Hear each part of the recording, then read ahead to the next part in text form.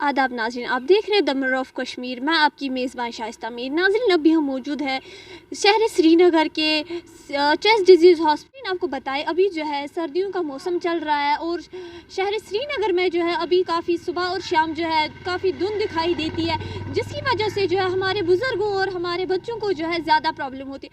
आइए इस सिलसिले में हम चेस्ट डिजीज़ हॉस्पिटल के HOD डॉक्टर नज़ीर से बात करने की कोशिश करते हैं और देखते हैं उनका क्या। जब मौसम सरमा आता है तो हम देखते हैं कि जो छाती के अमराज में मुब्तला पेशेंट्स होते हैं, वो COPD वाले हों, अस्थमा वाले हो या ब्रोंकाइटिस वाले हों, उनकी जो ऑलरेडी एग्जिस्टिंग डिजीज़ होती है उनमें इजाफा हो जाता है। मेनली कॉज होता है कि जो इस टाइम वायरल इन्फेक्शन होते हैं या सुपररेटेड फिर बैक्टीरियल इन्फेक्शन हो जाता है, वही रीज़न होता है। क्योंकि जब इन्फेक्शन हो गया तो उनकी ऑलरेडी एग्जिस्टिंग डिजीज़ जो होती है उनका अटैक आ जाता है और उनके सिम्टम्स एग्रीवेट हो जाते हैं।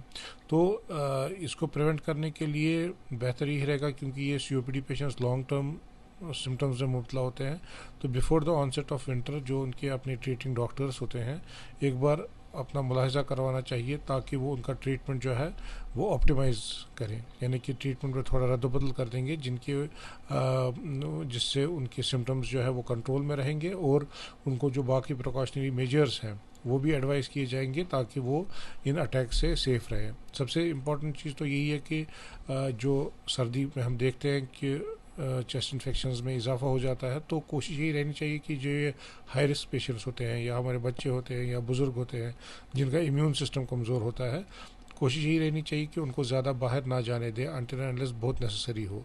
और अगर बाहर जाएँ तो प्रॉपर क्लोथिंग या मुंह नाक ढक के निकले, जैसे मास्क पहनते थे, जिससे जो बाहर की ठंडी हवा का असर जो लंग्स पे होता है वो भी मिनिमाइज़ हो जाए और जो इन्फेक्शन होता है उसकी इंसिडेंस भी जो है वो भी कम हो जाए। तो एक चीज़ तो ये। सेकंड चीज़, जो हमारे वैक्सीनेशंस होते हैं, जो इन्फ्लुएंजा वैक्सीन हो या न्यूमोकोकल वैक्सीन हो, जो हमें इन्फेक्शन के अगेंस्ट प्रिवेंशन देते हैं, हमें जो ऑक्सीजन सैचुरेशन होनी चाहिए नॉर्मली हमें सबकी अराउंड 94 से ज़्यादा होनी चाहिए नॉर्मल लेवल पे। अगर कोई COPD पेशेंट होता है तो उसको हम ये एडवाइस करते हैं कि उनका जो ऑक्सीजन रेंज होना चाहिए वो बिटवीन 88 टू 92 होना चाहिए, उनको उससे ज़्यादा भी नहीं चाहिए, क्योंकि उसके अपने साइड इफ़ेक्ट्स होते हैं। लेकिन अगर किसी भी पेशेंट की सैचुरेशन अगर कम जाएगी तो ऑक्सीजन लगाने में कोई हार्म नहीं है। उसका जो डिज़ायर्ड उसका रेंज है उसमें लाना बहुत ज़रूरी है। लेकिन बेसिकली हमें देखना है कि उस ऑक्सीजन कम होने की वजह क्या है। अगर ये दो चीज़ें हो सकती है। एक तो एक्यूट, जिसको कोई छाती के अमराज में मुब्तला नहीं होता है, जैसे किसी को नमूनिया हो गया, उसके नमूनिया बहुत लंग्स बहुत इन्वॉल्व हो गए, जिसकी वजह से ऑक्सीजन सैचुरेशन कम हो जाती है। तो ऐसे पेशेंट को हम ऑक्सीजन तो लगाते ही हैं, साथ में इन्फेक्शन की दवाई भी देते हैं, एंटीबायोटिक्स देते हैं, जिससे उसका इन्फेक्शन कंट्रोल होता है। और एक बार इन्फेक्शन कंट्रोल हो जाए उसके लंग्स अपनी नॉर्मल लेवल पे आते हैं और उसके बाद उसको ऑक्सीजन की ज़रूरत नहीं पड़ती है। लेकिन कुछ पेशेंट्स ऐसे होते हैं जिनके लंग्स ऑलरेडी वीक होते हैं जी, जिनको मामूली इन्फेक्शन से भी उनकी ऑक्सीजन सैचुरेशन कम हो जाती है, जैसे हमारे COPD के पेशेंट्स होते हैं। तो इनमें जो है कुछ पेशेंट्स को तो आर्जी तौर पे हम ऑक्सीजन लगाते हैं जब तक उनकी ये एक्यूट अटैक जो है वो कंट्रोल में हो जाता है। लेकिन कुछ पेशेंट ऐसे होते हैं जिनके लंग्स बहुत वीक होते हैं, जिनका ABG पे या सैचुरेशन जो पल्स ऑक्सीमीटर पे है जो सैचुरेशन कम रहती है, तो उनको लॉन्ग टर्म ऑक्सीजन थेरेपी की ज़रूरत पड़ती है। तो उनको अपने लंग्स चूँकि पूरे काम नहीं करते हैं, तो एडिशनल ऑक्सीजन नीड होती है उनकी, जो उनको लॉन्ग टर्म पे लेनी होती है। तो ये जो आप सवाल पूछते थे कि ऑक्सीजन लगाना चाहिए कि नहीं, हाँ, जब ऑक्सीजन कंसंट्रेशन कम हो जाती है बॉडी में तो ऑक्सीजन तो लगाना ही है, लेकिन हमें बेसिकली देखना है कि उस ऑक्सीजन कम होने की वजह क्या है। ऐसा ना हो कि हम ऑक्सीजन तो बराबर करें लेकिन अंदर की बीमारी बढ़ती जाए और पेशेंट फिर कोलैप्स हो जाए। तो इस वजह से ऑक्सीजन लगाने के साथ साथ हमें देखना है कि वजह क्या है और उस वजह को हमें ट्रीट करना है। ठीक है। अच्छा, हमारे यहाँ पे बहुत सारे पेशेंट कोविड पॉजिटिव हुए थे, तो कोविड यहाँ पे हुआ था, वैक्सीन भी उन्होंने किया, वैक्सीनेट है। लेकिन अब जब ये मौसम आता है इसमें चांसेस बहुत ज़्यादा होते हैं लंगेस इन्वॉल्व के, जैसे आपने डॉक्टर साहब ने बताया, आपने बताया सर। तो ऐसे पेशेंट को जो कोविड पॉजिटिव हो चुके थे और यहाँ हॉस्पिटल में या दूसरी जगह में बड़े क्रिटिकल पोजीशन में थे, तो उनको क्या प्रिकॉशन इस मौसम में लेनी चाहिए जबकि चारों तरफ फॉग है या मौसम बहुत खराब है? देखिए, जब मौसम चेंज हो जाता है, जब विंटर का मौसम आता है, तो हम देखते हैं कि छाती के अमराज में वैसे ही इजाफा हो जाता है। और जो हमारे कोविड के पेशेंट्स रहे हैं, मेजॉरिटी ऑफ देम जो है वो अब नॉर्मल लेवल पे आ गए हैं, जैसे नॉर्मल इंसान है उसी लेवल पे आ गए और उनको कोई खतरा नहीं होता है। लेकिन कुछ पेशेंट जो सीवियर निमोनिया में अब उस टाइम मुबतला थे, उनके लंग्स वीक रहे हैं और किसी को तो लॉन्ग टर्म ऑक्सीजन की ज़रूरत भी पड़ी है। लेकिन हर कोई हमारा पेशेंट जो है जो इस लंग्स डिजीज़ में इन्वॉल्व होता है, वो पुरानी में हो या ना हो, उनमें जो इन्फेक्शन की वजह से उसमें वो ससेप्टेबल रहता है ड्यूरिंग विंटर टाइम।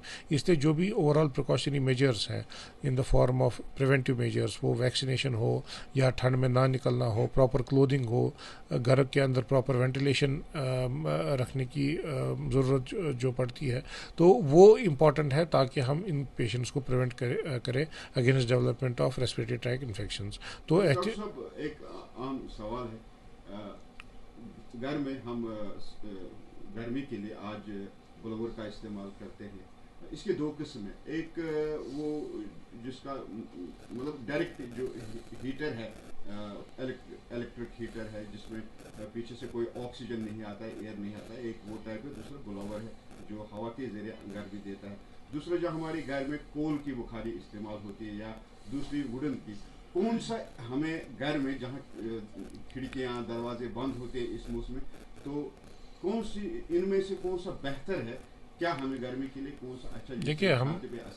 देखिए, हमें सबसे इम्पोर्टेंट ये चीज़ देखना है, गर्मी तो सर्दी में तो हमें मेंटेन करना ही है रूम टेम्परेचर।